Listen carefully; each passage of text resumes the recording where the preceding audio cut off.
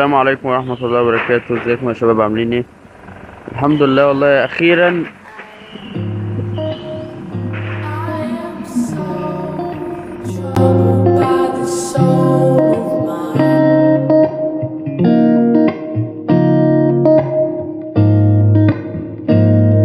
المهم يا شباب ان احنا الحمد لله اهو حاولت ان انا الاقي مكان والاقي وقت ان انا اصور فيه، وداخلين على رمضان فباذن الله ناويين نعمل حاجات جامدة يعني. بس النهاردة بإذن الله عندنا موضوع من الموضوعات المهمة. ما هو هيبقى من سلسلة كده، يعني الفيديو عبارة عن ازاي تصفي دماغك، ازاي تصفي دماغك، تكبر يعني، تريح بالك من الاخر. بس مش تريح بالك قوي يعني، لسه في ايه، زي ما قلت لكم سلسلة هي، بس دي اول حاجة في السلسلة. اول حاجة بنصحك بيها بجد، لما تحس ان الدنيا زحمت وان الدنيا بقى فيها حاجات كتيرة وعقلك خلاص مش عارف يعمل ايه من كتر الحاجات اللي جت في دماغه، وافكار هنا وافكار هنا لدرجة ان هو وقف خالص، اقعد لوحدك، فكك، انعزل، يلا فكك، خلاص اقعد لوحدك بجد.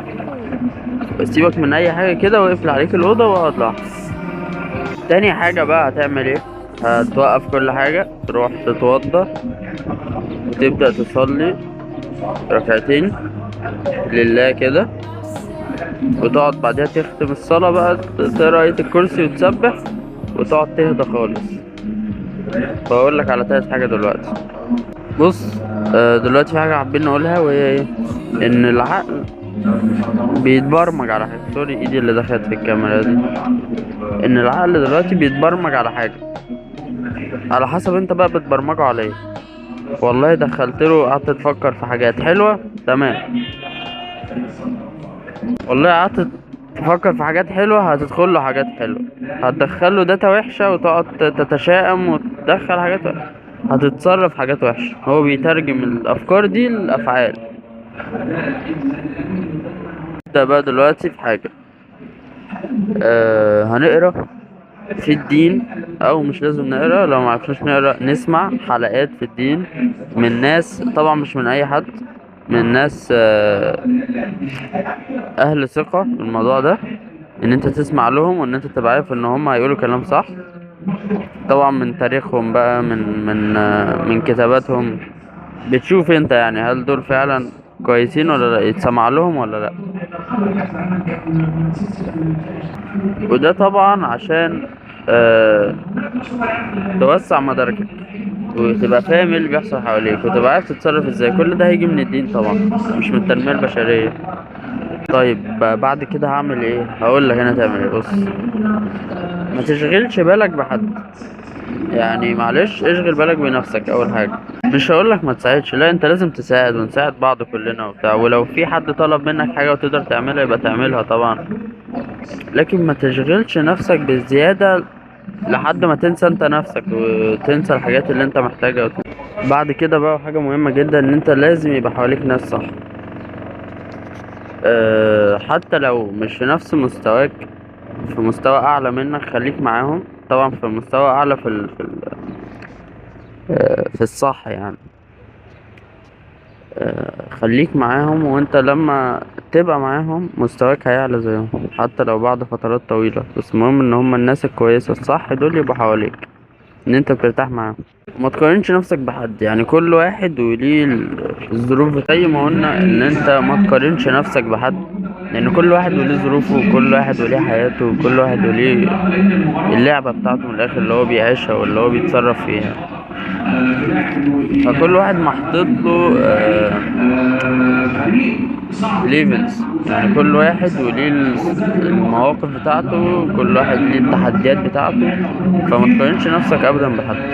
حاجة كلنا عارفينها، وهي ارضاء الجميع غاية لا تدرك. يعني انت مش هتقدر ترضي حد، ومش عاوز ان انت ترضي حد اصلا.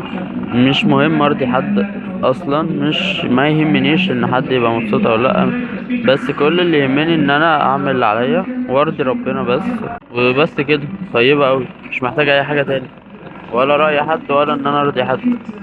من الحاجات كمان اللي هتصفي لك دماغك بقى، وهي الذكاء العاطفي. الذكاء العاطفي ده ان انت بتحاول تسيطر على كل حاجة. لو فرحت بتفرح قد ايه، لو زعلت بتزعل قد ايه، ولحد امتى، يعني بتاخد وقت طويل ولا لأ. لما تتعلق بحاجة تتعلق قد ايه، وتتعلق ولا لأ، وتحب ولا لأ. كل الحاجات دي ان انت تسيطر عليها، دي هتديك دفعة كبيرة اوي، او مش دفعة، هتديك قوة كبيرة جدا.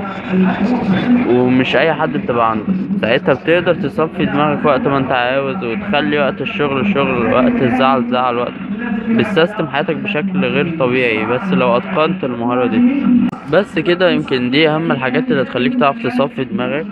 وزي ما قلنا في الاول، واهم حاجة ان انت تقرب من ربنا، وتوسع عقلك بالقراية في الدين والسماع للشيوخ،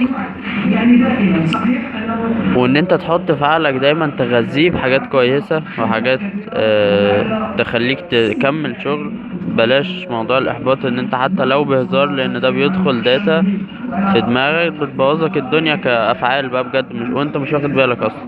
وحياتنا عبارة عن قرارات، وهنعرف مع بعض ان شاء الله في الحلقات الجاية ازاي تاخد قرارك.